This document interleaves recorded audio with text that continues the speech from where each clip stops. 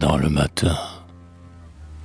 La voix qui sous les feuilles profondes chantait là, cette nuit, qu'une inquiète et tendre âme m'exhala, voilant de son sourire sa frêle grâce atteinte, s'en est allée avec cette âme qui s'est éteinte.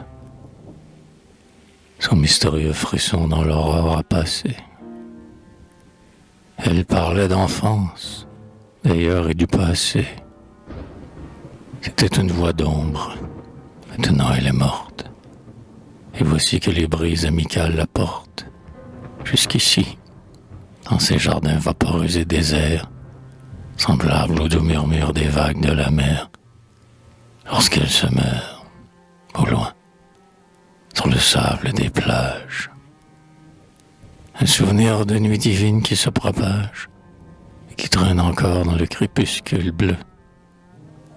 Un écho des jours plus beaux et des temps plus heureux.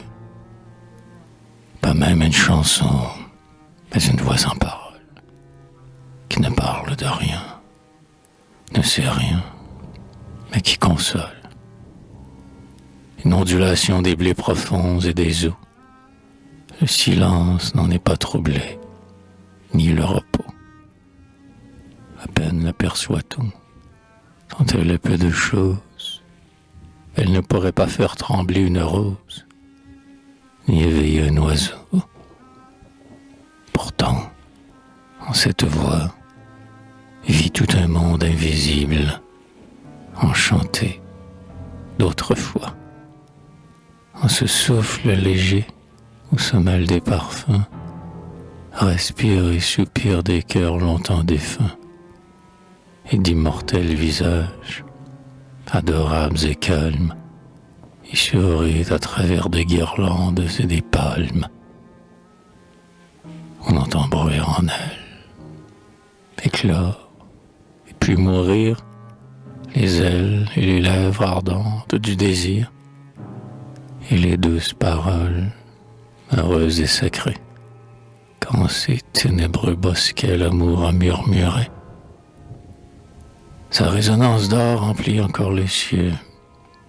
Il faut prêter l'oreille à son chant mystérieux.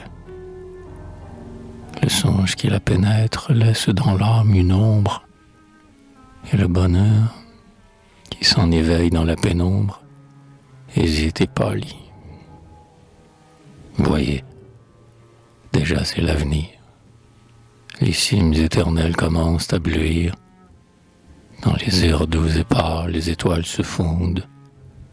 Un jour nouveau se lève dans la splendeur du monde. Celles qui sortent, en ces voluptueux matins, qu'emplit encore l'étrange écho du soir lointain, joyeuse, mais tremblante, craintive, elles toutes, sur la pointe des pieds, silencieuse, l'écoute, immobile, et d'un doigt sur leurs lèvres posées, retenant leur doux souffle, ainsi que leur baiser, elles l'écoutent mourir dans les fleurs matinales, dans l'éblouissement de leurs âmes virginales. Mourir, la prestigieuse et souveraine voix, qui chante dans l'aurore pour la dernière fois, et meurt, souriant hélas, à leur songe pareil, parmi les fleurs qui s'ouvrent, qui tremblent, qui s'éveillent.